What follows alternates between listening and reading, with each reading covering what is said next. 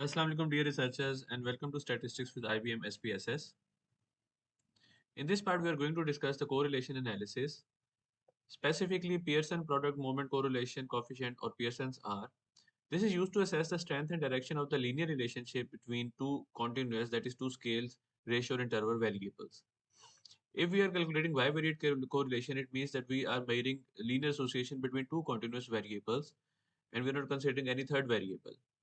If we are measuring partial correlation, it means that we are finding the linear association between two continuous variables after controlling for a third or fourth or fifth variable. For instance, in our data of solar, we can have these hypotheses like, is there a relationship between cost of solar and intention to adopt solar energy? Is there a relationship between environmental concern and intention to adopt solar energy? Is there a relationship between risk perception with solar and intention to adopt solar energy? For partial correlation, we can see it does these relationship exist if we control for the age of the respondents. In order to calculate Pearson's R, we have to meet following criteria. First of all, each unit of analysis should have one reading in the data set and should be independent of other participants. For instance, we collect data once from one respondent and that respondent should not influence the results of other respondent as well. So this is a methodological issue which we should take care before we collect data or at the time we are collecting data. Each variable should be normally distributed. There should be a linear or a straight line distribution between the variables, and the error variance is assumed to be same at all points along the linear relationship, which means that the variability in one variable should be similar across all values of the other variable. And these three can be addressed when we are actually assessing the correlation. We can check it through SPSS. So to demonstrate correlation analysis, we're going to use the solar perception survey, in which we have demographics at the beginning, then we have questions related to the variables, cost, environment, risk perception, intention, and awareness. We have already calculated the aggregate of these variables using, or the averages of these variables using the transform and compute variable function as discussed in the previous videos. Now, first of all, to check the assumption of normality, this is the data view. Cost, risk perception, environment, intention. These four variables we are going to use for the demonstration. First of all, we are going to check the assumption of normality. Go to explore function. In the dependent list, choose these four variables, right? Cost, risk perception, environmental concern, and intention. For the statistics, check the outliers. They're going to be helpful for the plots. You can check histogram and normality test. We already discussed in the previous video how to check the normality of the data. So we have the skewness and kurtosis values are important to interpret the assumptions of normality, and they should be preferably close to the zero. Here we can see, or less than plus minus 1.96 is also the benchmark, and this is for the risk perception. And here we can see that the skewness and kurtosis are within the range. For environment, they are also within the range. Skewness is towards the higher side, but still less than plus minus 1.96. And here for intention, they're within the range.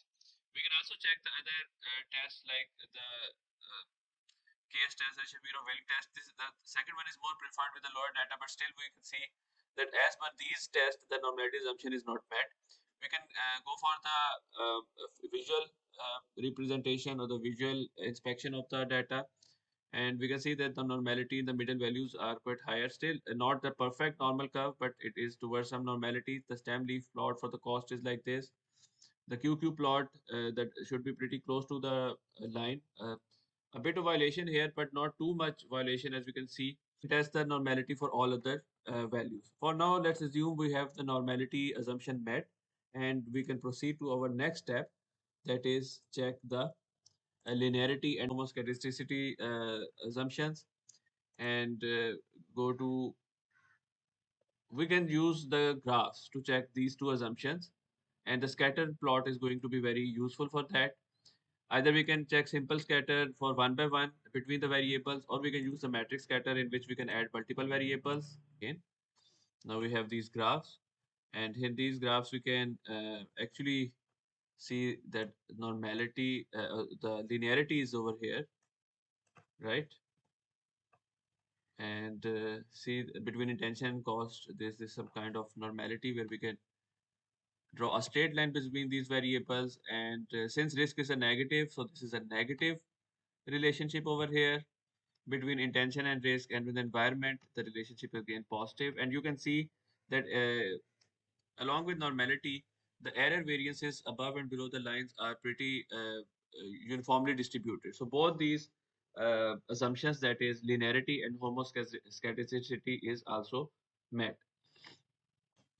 Now let's proceed to correlation analysis. After our assumptions are met, let's go to analyze, correlate, bivariate. Okay, the first step would be to select the variables that we want to test correlation between. We have cost, we have risk perception, we have environment, we have intentions. The Pearson correlation is checked. Its two-state significance, flag significant correlation is also checked. In the options, you can check for the mean and standard deviations of the variables. For the confidence interval, at 95% confidence interval, we can also check the significance using the confidence interval, and then press OK. And here we get the results. The correlation table. This is this important table because here we can see that all these variables above and on the left hand side are mentioned here. So between a variable in itself, the diagonal, the correlation would always be 1 because they are the same variables. Above the diagonal, below the diagonals are the mirror images, so we can use any side to interpret the result.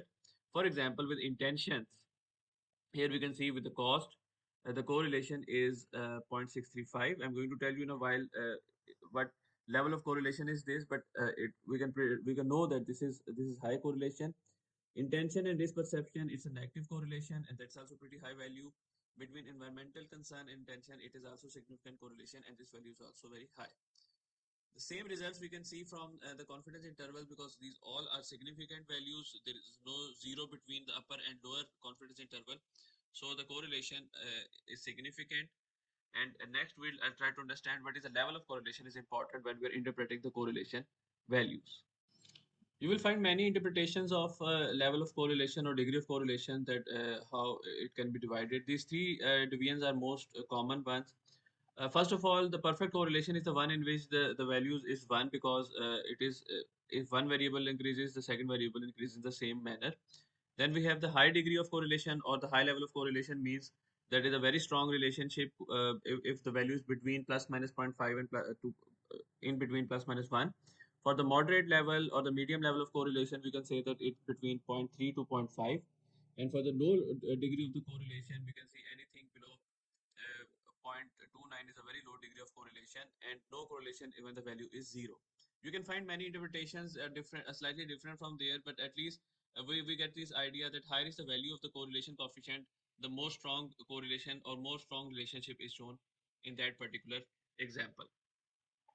Now, finally, let's see the partial correlation example. And in the partial correlation, uh, first of all, we have the same option of selecting the variables whose correlation we are interested to see, and then we can control for another variable. For example, I want to control for age and see that with is there any effect of keeping the age constant on the correlation.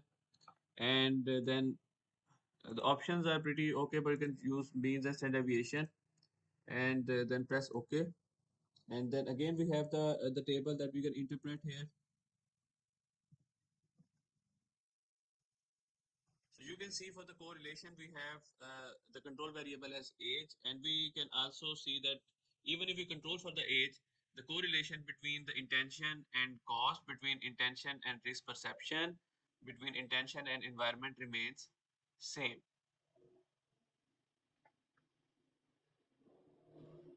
In fact, not same maybe, but significant. So that is about the correlation analysis.